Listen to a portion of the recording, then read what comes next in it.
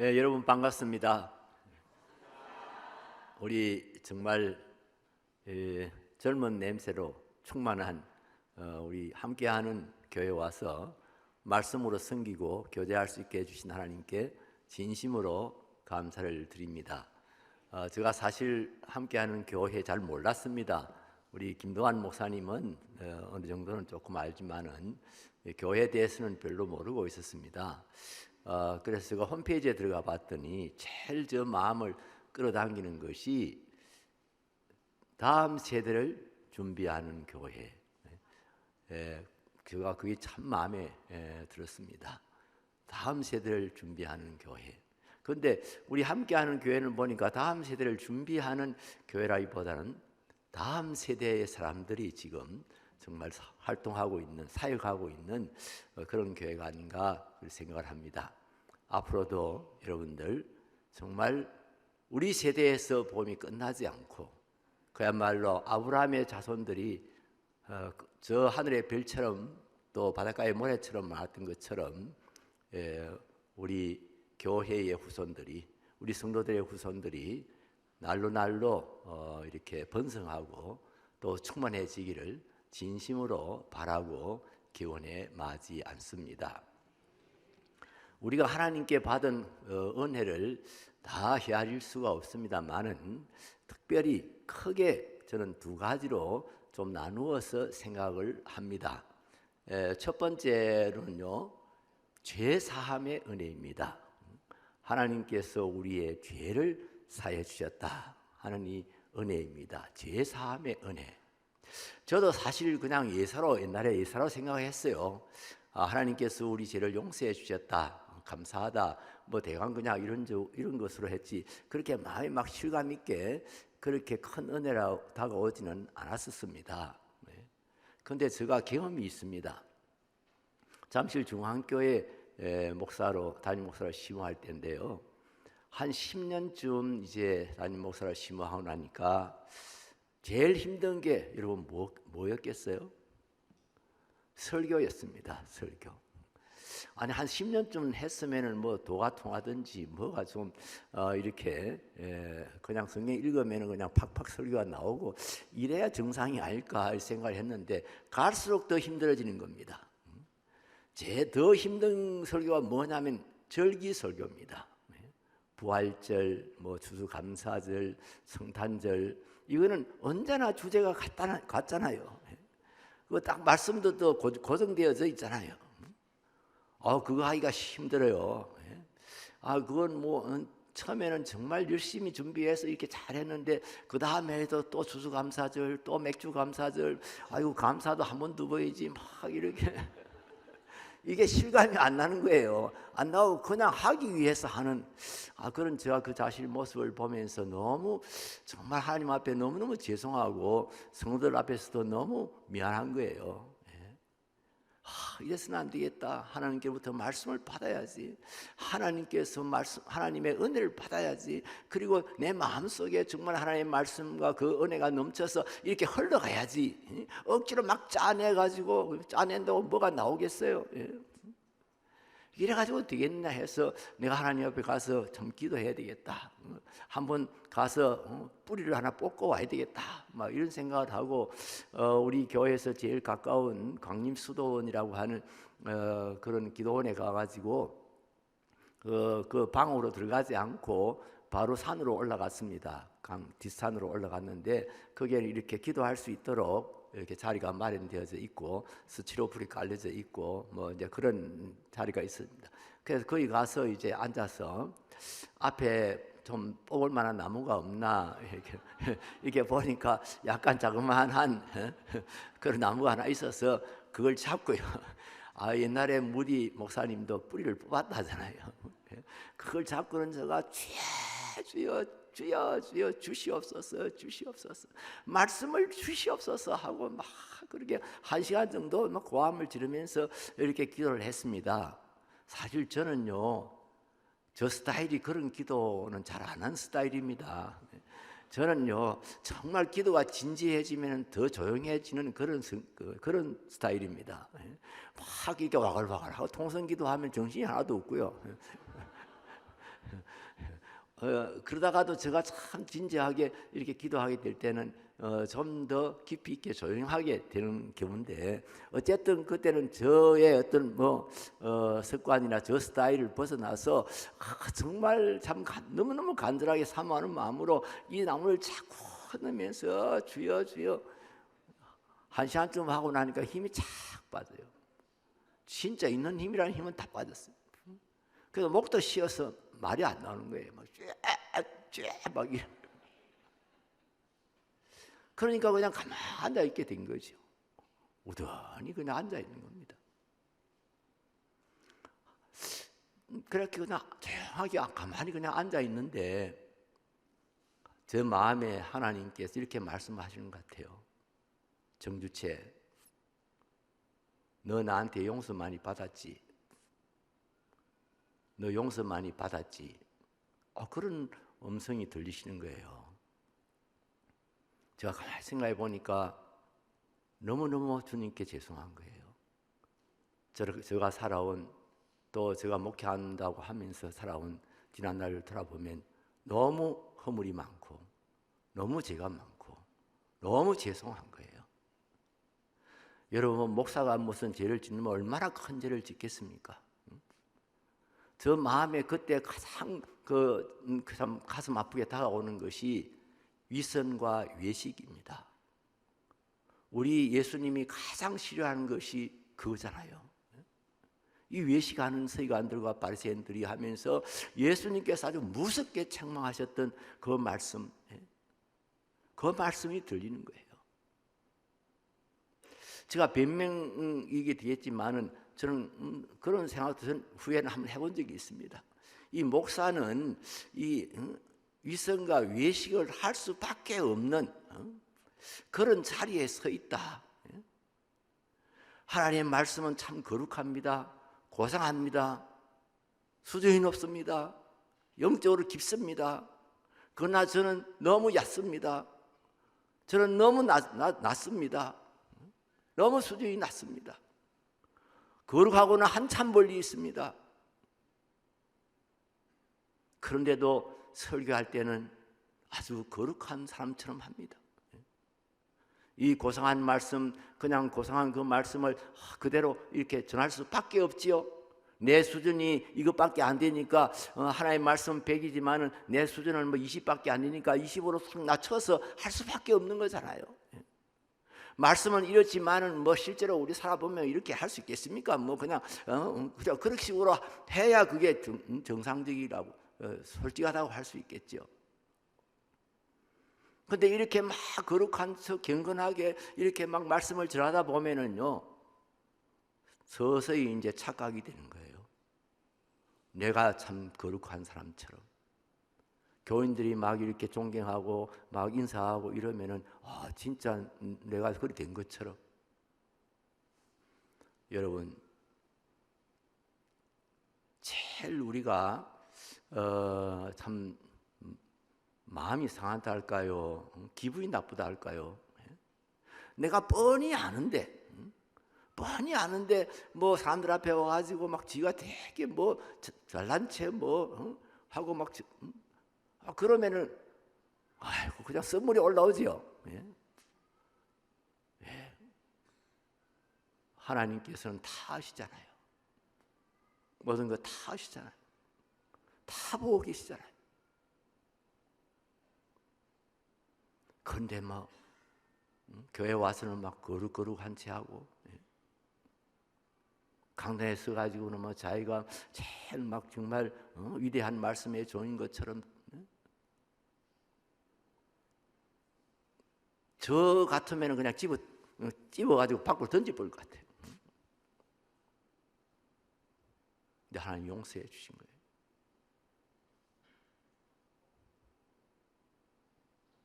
하나님이 우리의 죄를 용서해 주신 것 얼마나 감사하고 얼마나 귀한지 모릅니다. 하나님의 용서가 있기 때문에 우리가 지금 이 자리에 앉아 있는 겁니다. 하나님의 제사함의 은혜가 있기 때문에 제가 지금 이 자리에 서 있는 겁니다. 우리가 하나님의 용서가 있기 때문에 새해를 맞이하고 새날을 맞이하는 겁니다.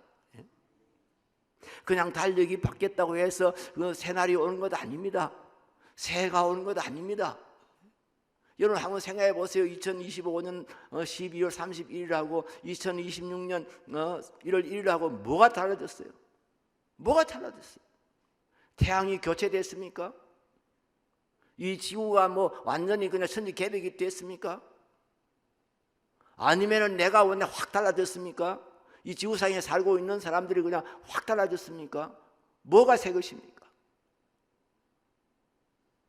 새 것이라고 하는 것, 새라고 하는 것, 새날이라고 하는 것, 하나님의 용서가 있기 때문입니다. 하나님의 용서의 은혜가 있기 때문입니다.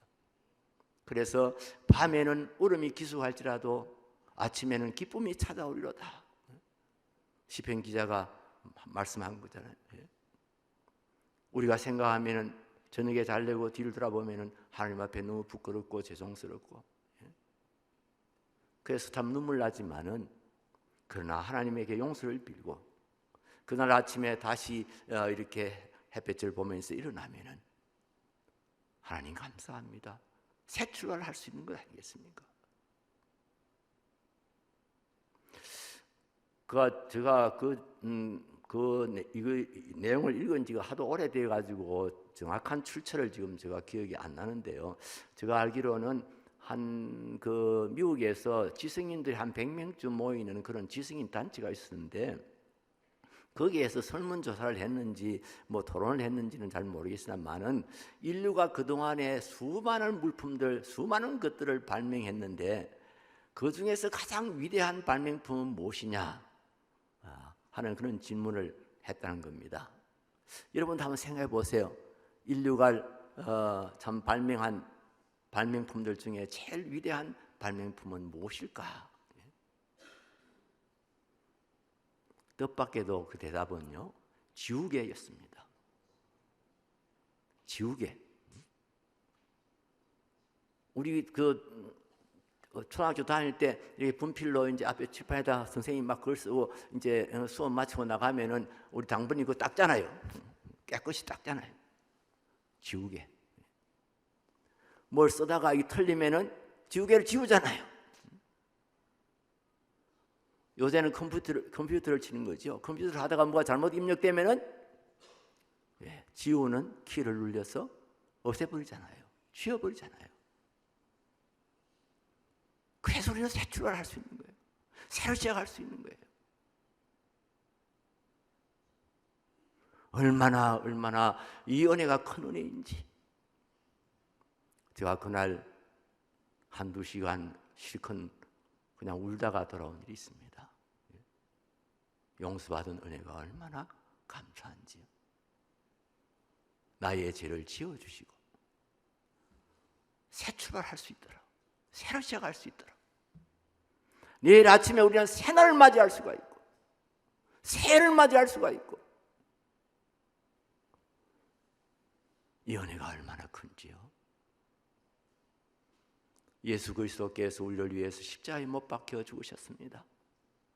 그 십자가의 피로 우리를 속량해 주셨습니다.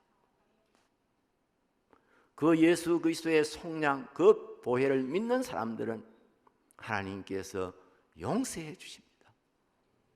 용서해 주시고 깨끗하게 해 주십니다. 그리고 우리가 이렇게 하나님의 은혜로 용서받은 사람들이지만은 그래도 우리는 아직도 연약해서, 아직도 우리가 참 부족해서 이런저런 죄를 지을 때가 있지 않습니까? 그럼 또 마음이 괴롭지요. 눌리죠. 그런데 하나님께서 우리에게 그렇게 약속하셨습니다. 너희가 너희 죄를 자백하면 하나님을 미쁘시고 의로우사 우리 죄를 사하시고 모든 불의에서 우리를 깨끗게 하시느니라. 얼마나 감사한 일인지요. 죄 사함의 은혜. 여러분, 이것은 하나님의 은혜의 보호자로 나아가게 만드는 대문입니다. 죄를 용서해 주셨다 하는 것은 대문이 활짝 열린 겁니다. 거룩하신, 사랑이 많으신, 은혜로우신, 전능하신 만유의 주제이신 그 하나님 앞으로 나아갈 수 있게 대문이 활짝 열리는 겁니다. 용서받은 겁니다.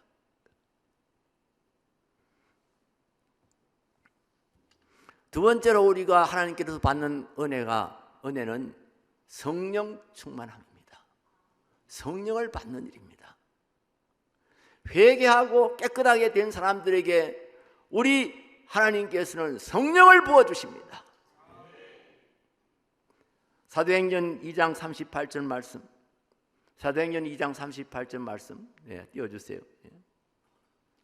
베드로가 이르되 너희가 회개하여 갇힐겠습니다. 각각 예수 그리스도의 이름으로 세례를 받고 죄 사함을 받으라. 그리하면 성령의 선물을 받으리니. 아멘. 우리가 회개하고 죄 용서함을 받으면 하나님께서는 우리에게 성령을 부어주신다고, 하나님의 영을 부어주신다는 겁니다. 조금 전에 읽었던 사도행전 2장 17절 말씀 우리 다시 한번 읽겠습니다. 하나님이 말씀하시기를 말세에 내가 내 영을 모든 육체에 부어주리니 너희 자녀들은 예언할 것이요 너희의 젊은이들은 환상을 보고 너희의 늙은이들은 꿈을 꾸리라. 아멘. 제가요 이 젊을 때는요 처음엔 좀 성령을 받으면은, 성령 충만함을 받으면은 막 이렇게 열정이 넘치고 큰 확신이 있고 그다음에 막 능력이 있고 이제 그런 것으로 우리가 저는 늘 그렇게 생각해 왔거든요. 아예 자연스럽게 어릴 때부터 그냥 받은 교육이 막 어릴 때부터 늘 성령 충만하면은 막 그렇게 막 뜨거워지고 성령 충만하면은 막 치유의 능력이나 뭐 방언하는 능력이나 막 이런 게 나타나고 그러니까 이런 식으로만 늘 생각해 왔어요. 그런데 오늘 말씀을 보니까요 성령님을 소개하면서 베드로 사도가요 요엘서의 말씀을 인용하는데 성령에 대한 첫 번째 사도의 정언이 바로 이 말씀이라는 겁니다. 말세가 되면은 하나님께서 그 영을 우리에게 부어주신다. 이렇게 조금 주시는 거 가지고 막 부어주신다. 우리를 충만케 하신다는 말씀이지요. 성령으로 우리를 충만케 하신다. 우리가 성령으로 충만하게 되면은요 능력을 가지게 되고 열정을 가지게 되고 그 이전에 말씀 보십시오. 너의 자녀들은 예언할 것이요 너희 젊은이들은 환상을 보고 너희 늙은이들은 꿈을 꾸리라. 의외지 않습니까? 제가 이 말씀을 정말 새롭게 발견한 일이 있습니다. 성령 받으면은요 우리 자녀들이 예언합니다. 여기 예언한다는 말은 미래를 점치듯이 하는 그런 말씀은 아닙니다. 하나님의 말씀은 특별히 우리에게 주신 언약의 말씀들을 상고하는 것을 말합니다. 아이들 성경 보기 별로 안 좋아하잖아요. 싫어하잖아요. 그런데 정말 성령이 임하시면은 우리는 아이들도 미래를 바라보고 미래를 추구하고 미래에 대한 하나님의 언약을 기억하고 우리 젊은이들은 환상을 본다. 번역이 환상이어서 좀 그런데 뭐 쉽게 말하면 비전입니다. 비전. 우리 젊은이들은 비전을 보고 비전은 뭐냐? 저는 그렇게 설명합니다. 마음으로 찍는 미래의 사진이다. 마음으로 찍는 미래의 사진이 바로 비전이다. 여러분의 10년 후의 사진을 여러분의 마음으로 찍어보는 겁니다. 10년 후에 내 모습이 이럴 거야 하고 찍어보는 겁니다. 10년 후에 우리 교회의 모습을 찍어보는 겁니다. 그림을 그려보는 겁니다. 마음으로요. 이게 비전입니다. 너희 젊은이들은 환상을 보고 비전을 보고 너희 늙은이들은 꿈을 꾸리라. 이 꿈, 잠이 안 와서 꾸는 꿈, 그걸 말하는 꿈이 아니죠. 그야말로 꿈입니다. 꿈. 청혼의 꿈입니다. 나이 많은 사람들이지만은 청혼의 꿈을 꾸는 겁니다. 어린아이들처럼 꿈을 꾸는 겁니다. 미래를 바라보면서 꿈을 꾸는 것입니다. 하나님께서는 우리의 그리스도 예수 안에서 우리의 죄를 사하시고 우리를 깨끗하게 하심으로 우리를 새 출발하게 하십니다.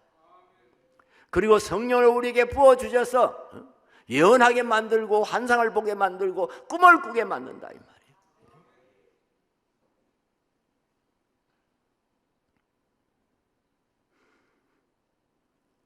제사함과 성령 충만은 죄인들이었던 우리로 하여금 썩지 않고 쇠하지 않냐는 그런 산 소망을 가지고 살게 만들어줍니다. 여러분, 생명 안에는 소망이 들어있습니다. 소망이 함께 있습니다. 소망이 없는 생명을 생명이란 말할 수가 없습니다. 내일이 없는 그것을 거기에 무슨 생명이 있다 그렇게 말할 수가 있어요. 소망이 있는 것이 이 생명과 소망과 생명은 결탁되어져 있는 겁니다. 여러분, 키에르케고르라고 하는 사람이 죽음에 이르는 병이라는 그런 책을 썼어요. 거기 보면 그런 이야기가 나옵니다. 죽음에 이르는 병은 여러분 뭐라고 생각하세요? 뭐 요즘 같은 무슨 암이겠어요? 또 무슨 불치병, 우리는 뭐 쉽게 또 그런 식으로 생각할지 모르지만은 키에르케고르는 죽음에 이르는 병은 절망이다. 절망이 죽음에 이르는 병이다. 희망이 없어요. 소망이 없어요. 이 병은 몸이 건강하다고 해서 고쳐지는 병도 아니고 죽는다고 해서 완전히 해결되는 것도 아닙니다. 이것은 하나님만이 고칠 수 있는 병입니다. 하나님만이 예수 그리스도를 통해서 고쳐서 새롭게 할 수 있는 그런 병입니다. 하나님만이 죄로 멸망할 우리를 구원하셔서 사는 소망이 있게 해 주십니다. 그래서 시편 기자는 모든 소망이 하나님께로부터 나는도다 그렇게 고백하고 있는 것을 볼 수가 있습니다. 고린도후서 5장 17절 말씀, 그런즉 누구든지 그리스도 안에 있으면 새로운 피조물이라. 이전 것은 지나갔으니 보라 새 것이 되었도다. 믿습니까? 이전 것은 지나가고 보라 새 것이 되었다. 죄 사함도 성령 충만함도 성령을 부어주심도 다 우리로 하여금 새 출발할 수 있도록 늘 새로운 소망 가지고 나아갈 수 있도록 그렇게 하신다고 하는 말씀입니다. 여러분, 데살로니가 후서 2장 16절 17절 말씀 다시 한번 같이 읽어보겠습니다. 우리 주 예수 그리스도와 우리를 사랑하시고 영원한 위로와 좋은 소망을 은혜로 주신 하나님 우리 아버지께서 너희 마음을 위로하시고 모든 선한 일과 말에 굳건하게 하시기를 원하노라. 아멘. 우리 주 예수 그리스도와 우리를 사랑하시고 영원한 위로와 좋은 소망을 은혜로 주신 하나님 우리 아버지께서, 얼마나 은혜로운 말씀입니까?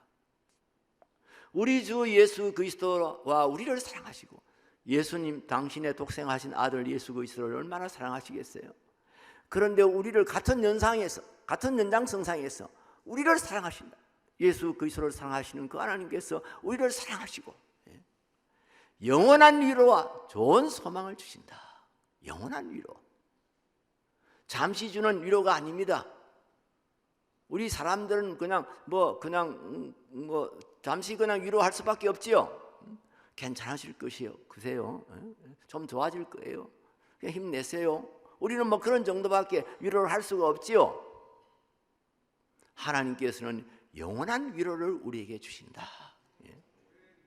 이 위로란 말이 영어로서는 상당히 뭐랄까요, 좀 세게 번역된 말이더라고요.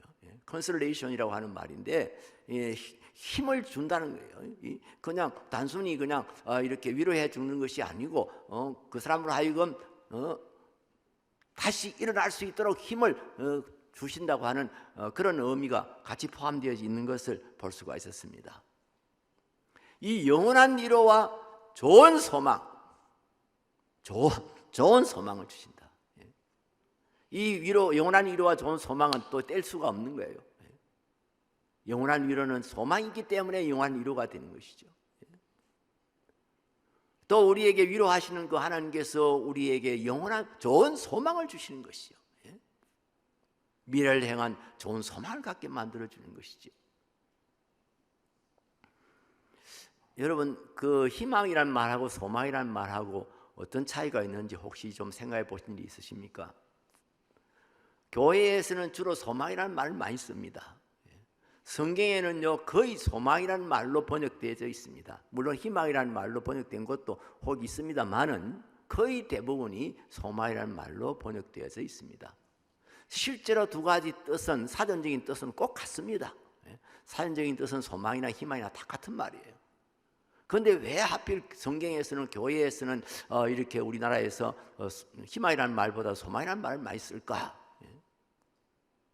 희망은요 내가 바라고 기대하는 겁니다. 자신이 원하고 바라는 것, 내 자신이 원하고 바라는 것, 이게 희망입니다. 그리고 소망은요 약속된 것을 믿고 바라는 것입니다. 약속된 것을 믿고 바라는 겁니다. 초등학교 6학년이 나는 이제 중학생 되면은 진짜 자전거 하나 살 거야. 자전거 사고 싶어. 아빠한테 자전거 살라고 할 거야. 하는 것들은 희망입니다. 희망입니다. 그런데 아빠가 이야기했어요. 너 열심히 공부해라. 너 열심히 공부하고 잘하면은 내가 네 중학교 갈 때는 자전거 사줄게. 그렇게 해서 이 아이가 그 자전거를 갖기를 소망하는 겁니다. 무슨 차이인지 아시겠지요? 우리 기독교에서 희망이라는 말보다 소망이라는 말 많이 쓰는 이유가요, 이 하나님께서 우리에게 많은 것을 약속해 주셨기 때문입니다. 우리에게 언약해 주셨기 때문입니다. 우리는 하나님의 약속된 것을 믿고 기도하는 겁니다. 약속된 것을 믿고 바라는 겁니다. 신실하신 우리 하나님께서 약속해 주셨기 때문에 하나님은 그 약속을 지키십니다. 우리가 그 약속을 안 믿고 우리가 그 약속을 그냥 예사로 여기고 그러니까 그렇지. 아빠가 저래 봐도 저거 순 빈말이야. 뭐 그때 가봐야 알지. 뭐 이런 식으로 생각해 버리는 거죠. 그러나 하나님의 약속을 우리가 알고 그 언약의 약속을 믿고 그것을 바라보는 것, 그게 바로 소망이다 하는 말씀입니다. 생명의 생명됨은 소망으로 나타납니다. 생명의 생명됨은 소망으로 나타납니다. 하나님은 우리에게 생명을 주심으로 영원한 위로를 우리에게 주셨고, 또한 우리에게 좋은 소망을 주심으로 우리로 하여금 힘있게 살아갈 수 있도록 이끄십니다. 벤자민 하디라고 하는 분이 있습니다. 세계적인 그런 코칭 박사다 이렇게 말할 수 있겠습니다만은, 그분이 쓴 퓨처 셀프라고 하는 책이 있습니다. 우리나라에도 그 번역돼 가지고 우리나라에서도 거의 베스트셀러로 몇십만 권 팔린 걸로 제가 그렇게 알고 있습니다. 근데 이분의 책에 이런 말씀이 나옵니다. 우리 같이 한번 읽어볼까요? 미래의 자아가 현재의 나를 이끈다. 미래의 정체성은 현재의 행동을 이끄는 가장 강력한 동인이다. 미래에 대한 희망이 없다면 현재는 의미를 잃는다. 제가 이 부분을 읽으면서요 가슴이 벌렁벌렁 하더라고요. 오늘의 나는 과거가 만들어낸 것이 아니고 미래의 내가 오늘의 나를 만들어 간다는 겁니다. 그럼 이해되시요? 제가 늘 저 나름대로 늘 저는 이런 식으로 깔끔하게 정리해가지고 말을 못해서 그렇지, 저 나름대로 늘 이런 식으로 생각을 했거든요. 그런데 이 양반이 다 이렇게 분명하게 이야기해요. 미래의 자아가 현재의 나를 이끈다. 미래의 정체성은 현재의 행동을 이끄는 가장 강력한 동의이다. 미래에 대한 희망이 없다면 현재의 나는 현재라고 하는 것은 의미를 잃는다. 프로이드의 심리학은 무엇입니까? 프로이드의 심리학은요, 오늘의 나는 과거가 만들어낸 나라고 하는 겁니다. 그래서 오늘날 일어나고 있는 여러 가지 병리적인 현상, 그것은 이렇게 추적해 보면은 과거에 무슨 일이 있었기 때문이라는 겁니다.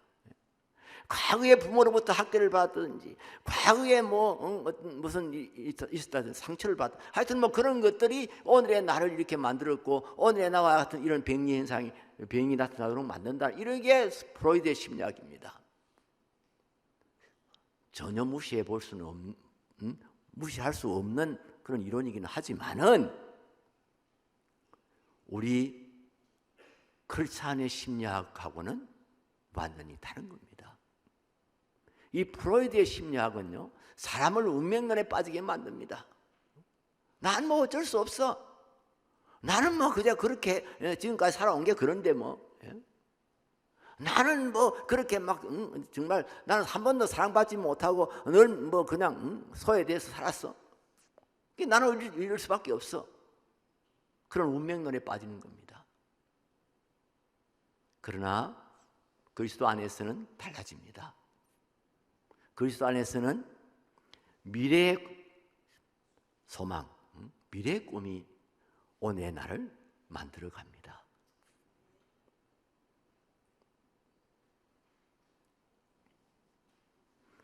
그리고 벤자민 하디의 이 말을 제가 들으면서 이 사람 크리스찬일 거야, 크리스찬인가 보다, 이래가지고 우선 급한 마음에 제가 그 뭡니까 챗 GPT입니까? 그거 가서 일단 물어봤거든요. 거기는 나더라고요. 공식적으로 자기가 크리스찬이라고 그렇게 천명한 일은 그것은 아직 찾지 못했다. 그러나 아마 어릴 때부터 부모를 따라서 교회 다니고 신앙생활을 했을 것이라고 하면 그런 식으로 대답하더라고요. 그런데 나중에 책 뒤에 가니까요, 나오는 거예요. 이 책 뒤에 그렇게 돼 있어요. 신에 대한 견해가 미래의 나뿐 아니라 인간의 잠재성에 얼마나 놀라운 시각을 갖게 해주는지 모른다. 우리 그냥 번역하면서 신이라고 번역했는데, 우리 교회에서 번역했다면 하나님이죠. 이 하나님에 대한 내 생각이, 나의 믿음이 미래의 나뿐 아니라 인간의 잠재성에 대한 얼마나 놀라운 시각을 갖게 해주는지 모른다. 제가 그 부분을 읽으면서 그렇지, 역시 그렇지. 모르겠어요. 우리 고신이 믿는 이런 정통신앙을 가졌는지는 잘 모르겠습니다만은, 그런데 C.S. 루이스의 신간이라 할까요? C.S. 루이스에 가진 그 신앙, 그것을 굉장히, 이 사람은 그걸 굉장히 마음에 많이 두고 있더라고요. C.S. 루이스라고 하는 유명한 철학자고 또 신학자고 또 아주 많은 작품을 썼던 작가가 있습니다. 그분의 참 좋은 책이 많은데요. 하여튼 지금 갑자기 책이 생각이 안 나는데, 아이고 정말 좋은 책, 그거 읽어보셔야 되는데, 우리나라에서 몇십 년 전에 그 베스트셀러로 팔려서 지금은 아마 그냥 책이 떨어졌는지도 모르겠어요. 조그마한 책인데 그거 읽기도 쉬워요. 하여튼 GPT에 들어가 보세요. C.S. 루이스의 그 책 이렇게 하면 쫙 나올 거예요. 그 중에서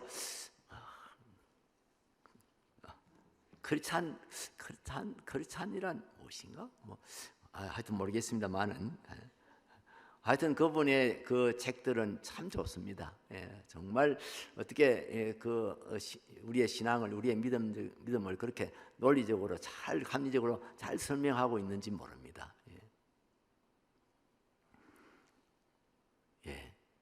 그렇습니다. 하나님을 믿는 사람은요, 다른 사람들하고는 하나님을 믿지 않는 사람하고는 영 다른 겁니다. 그 발상이 다른 겁니다. 그 생각이 다른 겁니다. 추구하는 것이 다른 겁니다. 우리 하나님 안에서 인간이 가진 무한한 잠재성이 드러나게 되어 있습니다. 여러분들의 내일의 소망은 무엇입니까?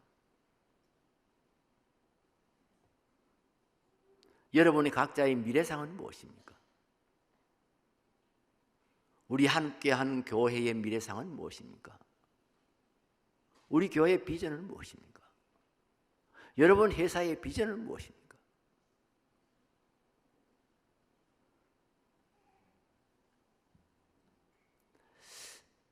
제가 꼭 지금 37년 계산해 보니까 37년 됐던데요. 1989년도에 제가 88년도에 안식년 갔다 와가지고 89년도 들어서면서 잠실중앙교회의 미래상을 그려보는 그런 컨션서스를 한 일이 있습니다. 2000년대 잠실중앙교회 하는 이런 표제를 걸고 그 다음에 2000년대 그때는 한 10년, 11년 남았을 때죠.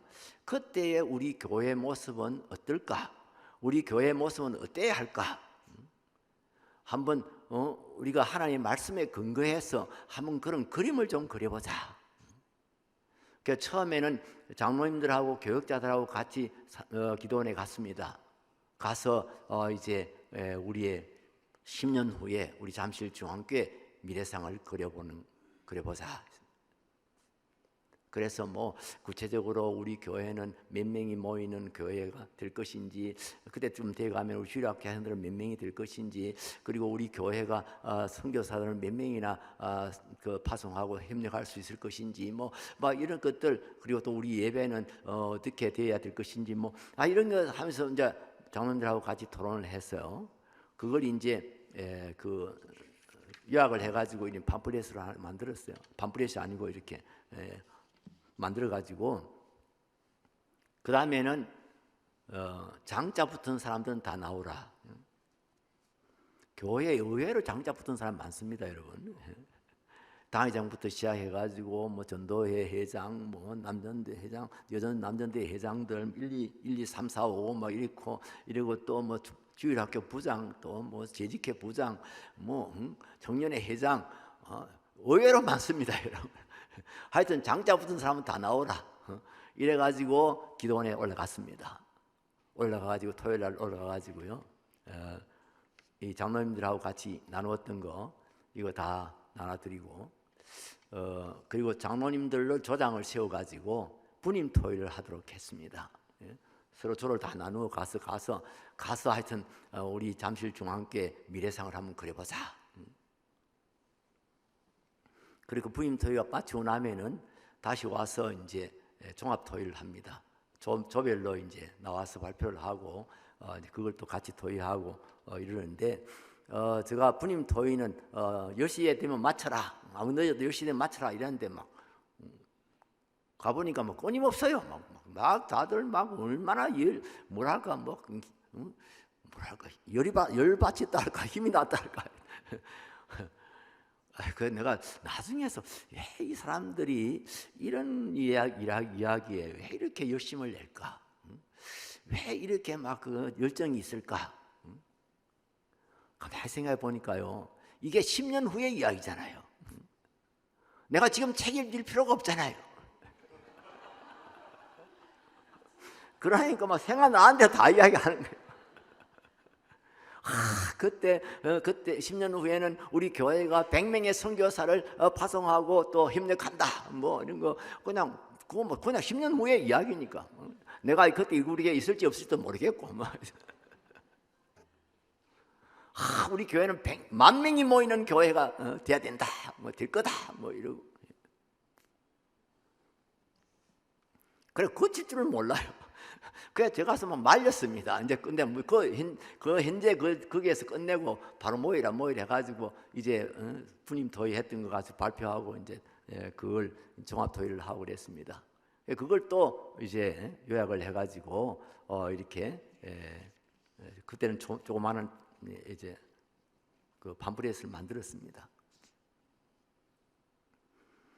그리고 이제 우리 재직회에서 또 그 팜플렛을 나누고 여기서 혹시 여러분들이 더 보태고 싶은 말, 더 말씀하고 싶은 거 있으면 이야기하시라.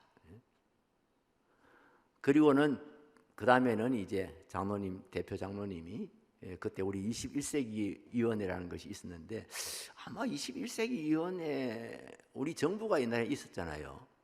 그건 우리가 아마 제일 먼저 만들었을 거예요. 우리 거 듣고 배워가지고 정부에서 했는지 모르겠어요. 하여튼 21세기 위원장 장로님이 나와서 이제 그 만들어진 것을 일단 쭉 브리핑을 하고요. 그 다음에 전시회를 했습니다. 잠실중앙교회 과거, 잠실중앙교회 현재, 잠실중앙교회 미래.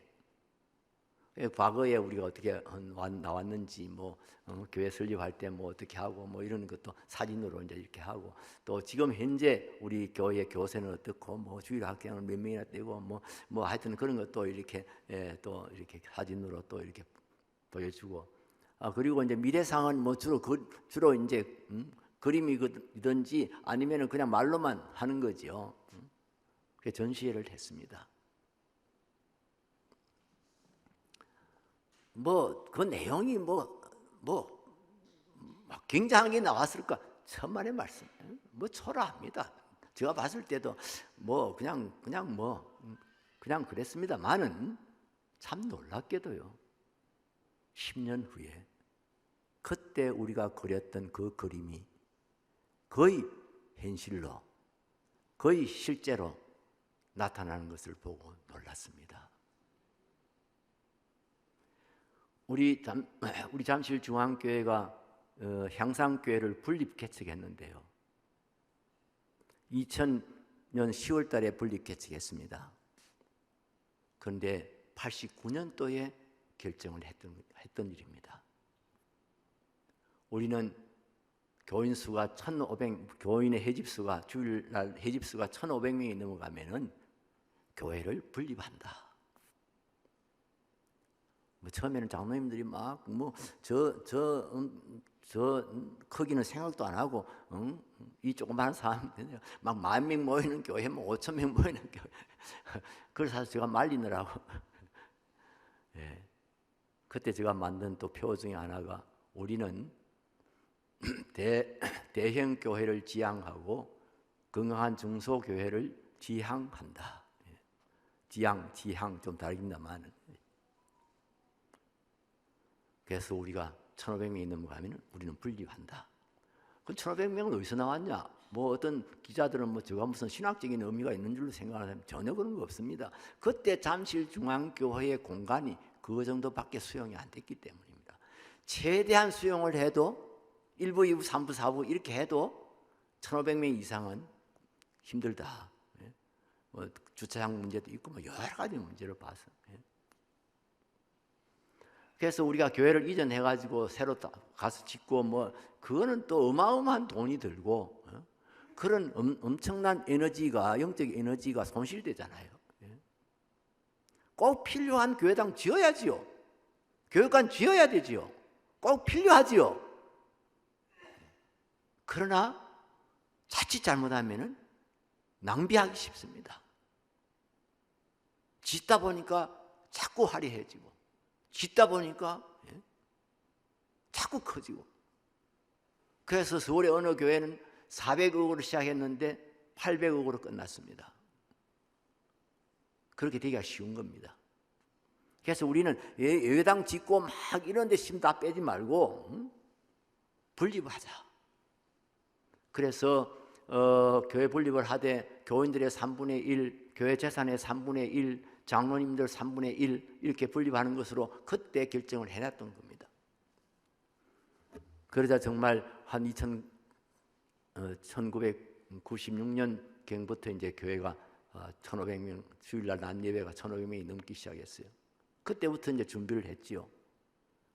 교회 분립 개척 준비위원회를 만들어서 준비를 했습니다. 그런데 땅을 찾아다니고 어디에서 할고 하다 보니까 어떻게 막 난리를 하고 다녔는데 그때 제가 그 잠실 물론이고 저 성남 용인 안 가본 데가 없습니다. 우리 장로님하고. 그러다가 어쩌다가 우리가 용인에 가게 됐어요. 장로님들 3분의 1 지원을 받았습니다. 그때 장로님이 19분이었는데 3분의 1이면 7명이죠.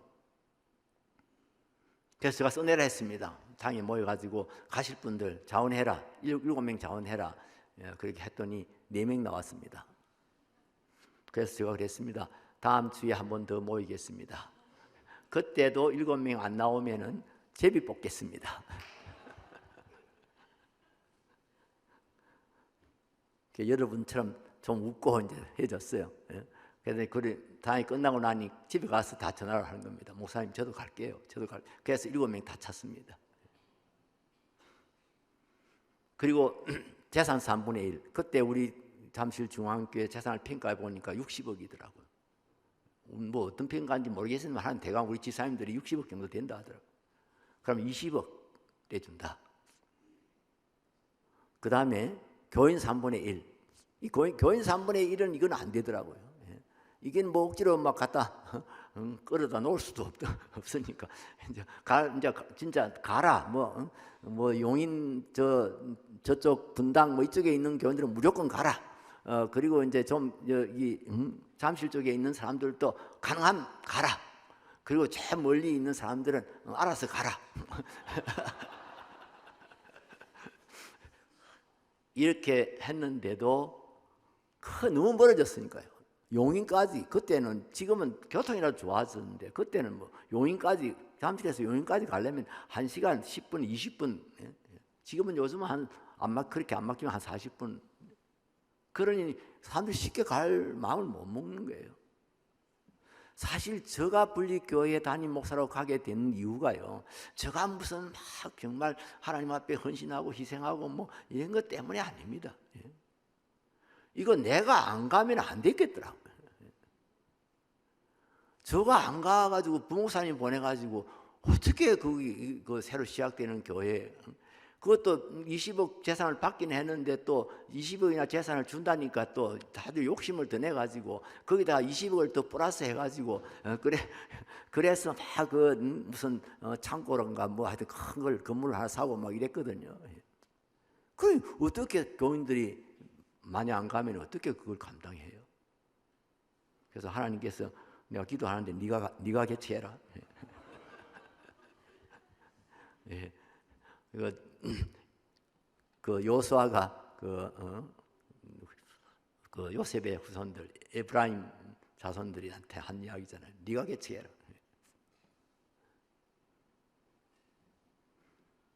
제가 참 놀랬습니다. 제가 뭐 이거 한 가지만 이야기합니다만은 놀랬습니다.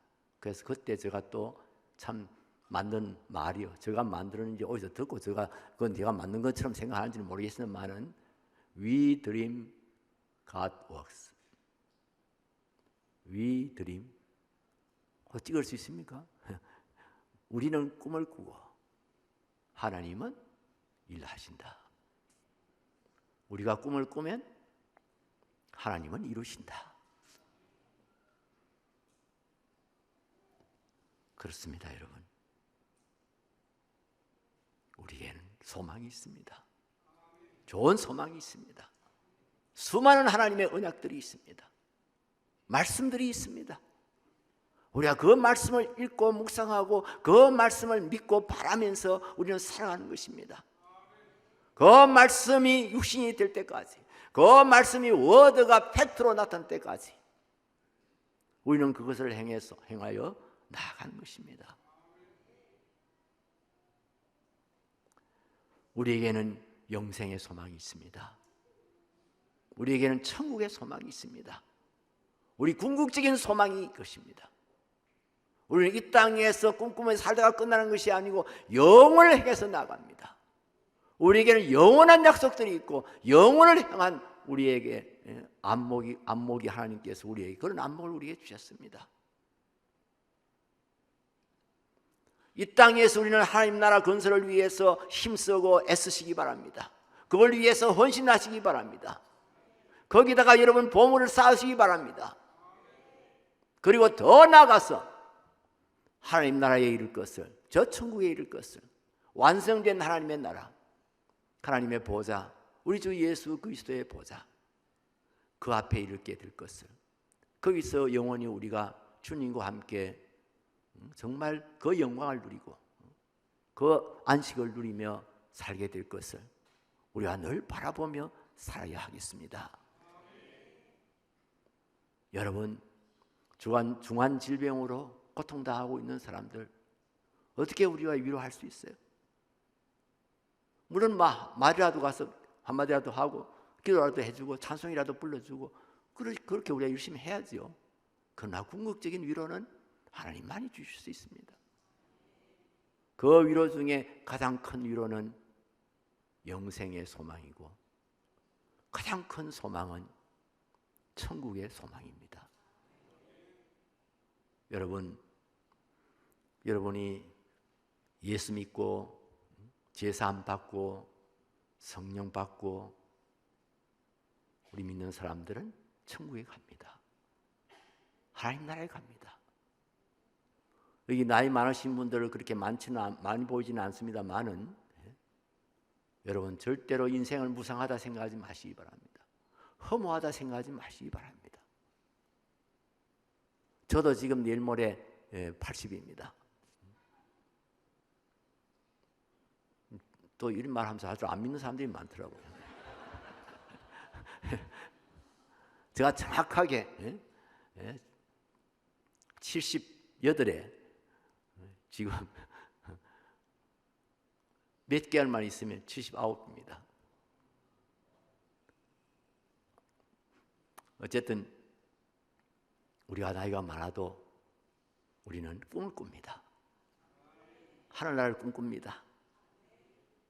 저는 혼자 그런 생각 해본 일이 있어요. 와, 내가 천국 가면은 나가면 막 환영받을 거야. 천국 가면은 막 정말 어서 오세요 하고 막 환영받을 거야. 천사들이 막 우르르 나와가지고 아이고 정주체님 오십시오. 막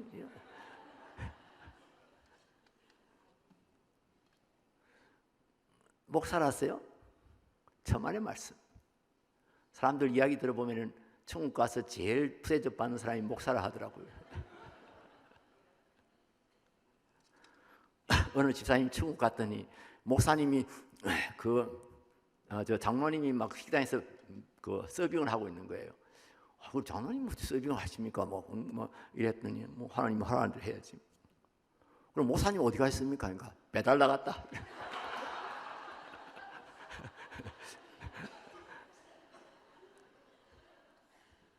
그건 못된 사람들이 지어낸 이야기고요. 제가 목사기 때문에 환영받는 것 아닙니다. 우리 주 예수 그리스도를 나의 주 나의 하나님을 믿고 그 주님을 소망으로 삼고 주님의 말씀을 소망으로 삼고 그렇게 살아왔기 때문에 환영받는다는 겁니다. 시간이 좀 많이 갔습니다만은 여기는 뭐 대입회도 아니고 시간 제한도 없을 거라고 생각해서 조금 더 말씀드릴게요. 제가 잠실 중앙교회 있을 때 그때 한 35년쯤 전입니다. 90 몇 년도 기억하는데요. 우리 장로님 한 분이 목사님 제가 성진을 했거든요. 그때 어느 큰 회사의 상무이셨는데 전무이사가 되셨다고 그러더라고요. 주일날. 그래서 목사님 내일 제가 전무로서는 첫 출근합니다. 저 사무실에 오셔서 한번 기도해 주시지 않겠습니까? 그래서 아이고 가야지요. 감사하네요. 아이고 축하합니다. 그래서 그 장로님이 여의도에 본사 이제 큰 건물들이 있는데 차를 몰고 와가지고 목사님 지하 주차장으로 내려가지 말고 그냥 그 현관 앞에 차를 대시면은 누가 안내를 할 겁니다. 이제 그래서 제가 믿고 이제 갔죠. 그때 저 차가 좀 그때 좀 하여튼 좀 그랬습니다. 프레스토라고 하는 그때 현대에서 나온 그 당시 제일 작은 차였던 걸로 생각하는데 이것도 제가 또 운전이 익숙치를 못해가지고 여 긁히고 저 긁히고 그런 데다가 또 제가 그 우리 부목사님들에게 교회 일로 쓸 때는 얼마든지 이 차 가지고 써라 하면서 제가 아예 열쇠를 사무실에 맡겨놨댔습니다. 그러니까 이 친구들이 끌고 나가가지고 또 자기도 이 집 앞고 저기 집 앞. 우리 장로님들은 속도 모르고 우리 목사님 언제 운전이 좀 익숙해져야 되는지 익숙해지면 새 차를 사드리든지 해야 되겠다. 하여튼 그 차를 끌고 갔습니다. 끌고 가가지고 그 이제 그 본사 앞에 현관 앞에 딱 댔거든요. 그럼 누가 와서 이렇게 안내를 할 줄 알았어요. 아무도 안내를 안 해요. 조금 기다리고 있으니까 저 뒤에서요, 누가 호랑이를 빽빽 불어요. 그래서 내가 이리 봤더니 주차 정리하시는 아저씨가 왜 그따 차를 대놓고 있느냐고 주차를 호랑이를 분 거예요. 그래도 장로님이 지하를 가지 말고 여기 있으라 했는데 그래서 제가 조금 더 버텼습니다. 그랬더니 이 아저씨가 와가지고 창문을 톡톡 두드리면서 차 빼라는 거예요. 아이고 그냥 처음부터 그냥 지하로 내려갔어야 되는데. 그리고 딱 출발하려 하는데 장로님이 그 현관 앞으로 나오시는 거예요.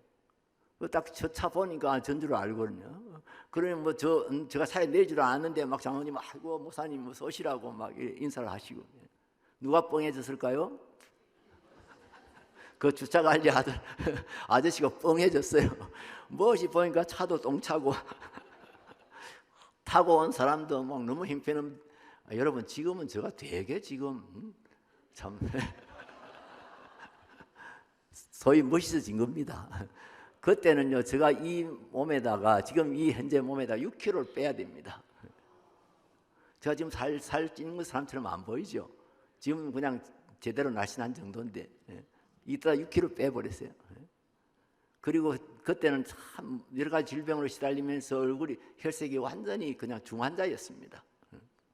그러니까 사람들이 처음 만나는 사람들은 저 사람은 어디가 저렇게 많이 아픈가 아마 이 생각을 했을 거예요. 그러니 뭐 그 주차 요원이 뭐 제가 그 뭐 전무가 불러서 왔는 줄 꿈이나 생각을 했겠어요.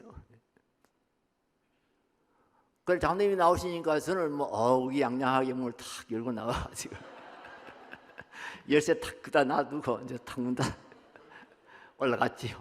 올라가서 장로님 방에 가가지고 이제 간단 예배 드리고 그 다음에 그 안에 또 식당이 좋은 식당이 있더라고요. 거기 가서 또 식사 맛있게 하고 그리고 이제 내려왔습니다. 저 차가 어디 있었을까요? 그 현관 앞에 VIP들 차들 대는 그때는 주로 그랜저였어요. 계열사 사장님들 뭐 이런 사람들이 이제 그 주로 타던 그랜저. 그때는 얼마나 컸는지 뭐 엄청 막 엉덩이도 이만큼 하고 막 그런 그랜저들이 쫙 되어 있는데 그 사이에 저 차 조그마한 차가 딱 대져 있어요. 이야, 회사에 높은 사람이 있으니까 내 똥차도 환영받는구나. 그러면서 번개같이 스치는 게 있는 거예요. 아, 그렇다. 내가 천국 가면 환영받을 것이다. 내가 이렇게 못났지만은 천국 가면 환영받을 것이다. 그때 찬송가가 생각이 나더라고요.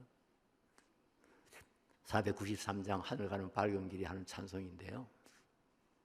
그 3절이 이렇습니다. 내가 전성 바라보고 가까이 왔으니 아버지의 영광 집에 나 쉬고 싶도다. 나는 같이 부르겠습니다. 나는 부족하여도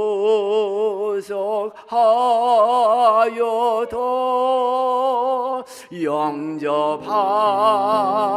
터이니 영광 나라 계신 임금 우리 구주 예수라. 내가 천성 바라보고 하나님 나라 바라보고 여기까지 살아왔습니다. 가까이 왔습니다. 아버지 집에 들어가려고 생각하니까 그 와서 쉬고 싶은데, 아버지 집에 들어가서 이제 영원한 안식을 누리고 싶은데 내가 너무 초라한 거예요. 여러분, 그 휘황찬란한 곳에 가면은 참 정말 자신이 좀 초라하게 보일 때 많습니다. 저희 아버지께서 서울 오셨을 때, 제가 서울에 있을 때 한번 오셨는데요, 한복을 쫙 입으시고 이렇게 모자도 쓰시고, 옛날 어른들 그랬잖아요. 모시고 제가 좋은 데 구경시킨다고 롯데 백화점으로 모시고 갔습니다. 그러니까 저희 아버지가 되게 여기 뭐하러 왔노? 이러면서 되게 좀 그러시더라고요. 나는 왜 그러실까 이랬는데 지금 이제 이해가 돼요. 당신 그런 옷을 입은 사람이 아무도 없고, 당신같이 그렇게 나이 많은 사람이 그러니까 그 와서 그냥 뭔지 모르게 그냥 이렇게 그런 생각이 들으셨던 거예요. 아마 우리도 천국 가면 그럴지 몰라요. 하나님 나라는 너무나도 영광스러운 것인데 나는 너무나도 초라해요. 요사의 옷이 들어오니까 하나님께서 옷 갈아입히라 했어요. 그런데요, 쭈삣쭈삣하고 있는데요, 막 천사들이 몰려 나오면서 어서 오십시오, 어서 오십시오. 웰컴, 웰컴. 나는 부족해도 영접을 받을 것입니다. 왜냐하면 하늘나라 계신 임금인 우리 구주 예수이기 때문입니다. 아멘. 전부만 있어도 제가 환영받았습니다. 그 회사에 전부만 있어도 제가 환영받았어요. 저 차까지도 VIP 주차장에 환영받았어요. 하늘나라에 계신 임금은 나의 구주 예수 그리스도이십니다. 나를 위해서 십자가에 못 박혀 죽으신 그분이 그 나라의 왕으로 계신단 말이에요. 임금으로 계신단 말이에요. 그가 십자가에 못 박혀 죽기까지 하시면서 구원해낸 사람이 지금 오고 있는데, 너 올라면 오고 말란 말을 이러고 있겠냐 이 말이에요. 여러분, 미래에 대한 소망 분명하게 가지시기 바랍니다. 그 소망이 오늘 여러분을 이끌어 갈 수 있게 되기를 바랍니다. 그 소망이 오늘의 나를 만들어 갈 수 있게 되기를 바랍니다. 우리 교회에, 우리 함께하는 교회의 비전이 오늘의 교회를 이끌어 갈 수 있게 되기를 바랍니다. 10년, 20년 후에 우리 교회의 비전을, 그 모습을 늘 그려보면서 하나님의 말씀 읽으면서 내 뿌리가 뻗어가고 너 장막이 넓혀지고